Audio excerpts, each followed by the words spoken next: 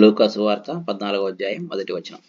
విశ్రాంతి దినమున ఆయన భోజనము చేయుటకు పరిసయ్యుల అధికారులలో ఒకని ఇంటిలోనికి వెళ్ళినప్పుడు ఆయన ఏమి చేయునో అని వారు ఆయనను కనిపెట్టుచుండిరి. 2వ వచనం. అప్పుడు జలోదర రోగము గల ఒకడు ఆయన ఎదుట ఉండెను. 3-4 వచనాలు. యేసు విశ్రాంతి దినమున స్వస్థపరచుట న్యాయమా కాదా అని ధర్మశాస్త్రోపదేశకులను పరిసయ్యులను అడగగా వారు ఊరుకుండిరి. అప్పుడు ఆయన వారిని చేరదీసి స్వస్థపరిచి పంపివేసి 5వ వచనం. మీలో ఎవని గాడిద అయినను ఎద్దైనను గుంటలో పడిన ఎడల విశ్రాంతి దినమున దానిని పైకి తీయడా అని వారిని అడిగాను. 6వ వచనం.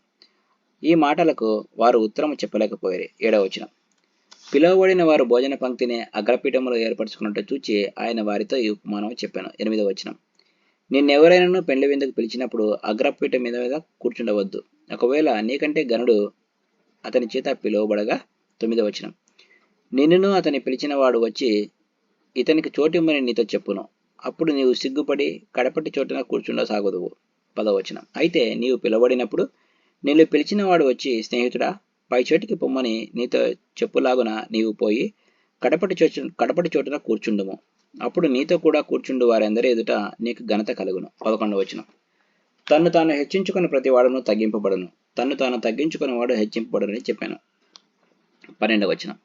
మరియు ఆయన తను పిలిచిన వానితో ఇట్లనెను, నీవు పగటి విందైనను రాత్రి విందైనను చేయనప్పుడు నీ స్నేహితులనైనను నీ సహోదరులైనను నీ బంధువులైనను ధనవంతులుగా నీ పొరుగువారినైనను పిలవవద్దు. ఒకవేళ నిన్ను మరలా పిలుతురు గనక నీకు ప్రత్యుపకారం కలుగును. 13వ వచనం. అయితే నీవు విందు చేయనప్పుడు బీదలను, అంగహీనులను, కుంటివాండ్రును, గుడ్డివాండ్రును పిలువుము. 14వ వచనం.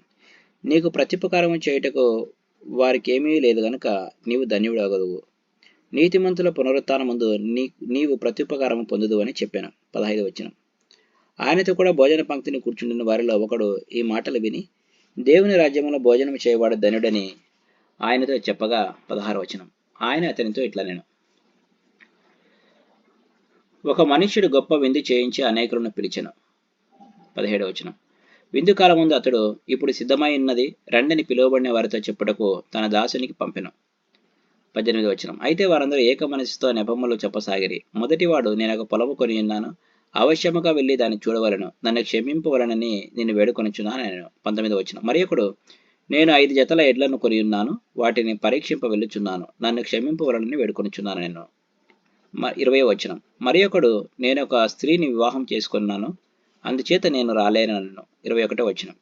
అప్పుడు ఆ దాసుడు తిరిగి వచ్చి ఈ మాటలు తన యజమానునికి తెలియజేయగా ఆ ఇంటి యజమానుడు కోపపడి, నీవు త్వరగా పట్టణపు వీధులలోనికి సంత వీధులలోనికి వెళ్ళి బీదలను, అంగహీనులను, కుంటివారిని, గుడ్డివారిని ఇక్కడికి తోడుకొని రమ్మని ఆ దాసునితో చెప్పాను. 22వ వచనం. అంతటి దాసుడు, ప్రభువా, నీవు ఆజ్ఞాపించినట్లు చేసి తిని గాని ఇంకనూ చోటు ఉన్నదని చెప్పాను.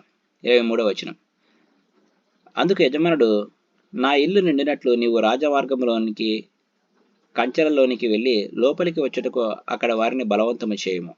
24వ వచనం. ఏలయనగా పిలువబడిన ఆ మనుషులలో ఒకడును నా విందు రుచి చూడాలని మీతో చెప్పుచున్నాను నేను. 25-26 వచనాలు. బహుజన సమూహంలో ఆయనతో కూడా వెళ్ళినప్పుడు ఆయన వారి తట్టు తిరిగి, ఎవడైనా నా యొద్దకు వచ్చి తన తండ్రిని, తన తల్లిని, భార్యను, పిల్లలను, అన్నదమ్ములను, అక్కచెల్లెలను, తన ప్రాణమును సహా ద్వేషింపకుంటే వాడు నా శిష్యుడు కానేరడు. 27వ వచనం.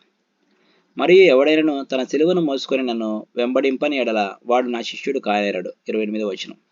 మీలో ఎవడైనా ఒక గోపురము కట్టింపగోరిన ఎడల దానిని కొనసాగించుటకు కావలసినది తన యొద్ద ఉన్నదో లేదో అని కూర్చుండి తగులబడి మొదట లెక్క చూచుకొనడా.